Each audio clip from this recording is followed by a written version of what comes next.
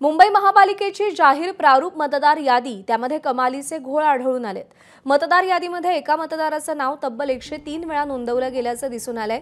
मुंबईमध्ये तब्बल 4,33,000 व्यक्तींची नावं एकापेक्षा अनेक वेळा नोंदवली गेली आहेत। 4,33,000 व्यक्तींची नावं वारंवार नोंदवली गेल्यामुळे अशा डुप्लिकेट मतदारांची संख्या तब्बल 11 लाखांवर गेली आहे।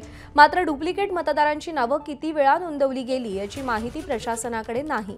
मुंबई महानगरपालिकेच्या माजी महापौर किशोरी पेडणेकर यांचंही नाव दोनदा असल्याचं दिसतंय। दुबार मतदारांची नावं हटवण्यासाठी पालिका प्रशासनानं विशेष मोहीम हाती घेतली आहे। 23 नोव्हेंबर ते 5 डिसेंबरपर्यंत दुबार मतदार हटवण्यासाठीची मोहीम चालवली जाणार आहे।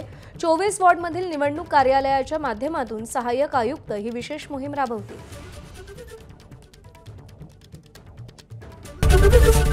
एबीपी माझा, उघडा डोळे बघा नीट।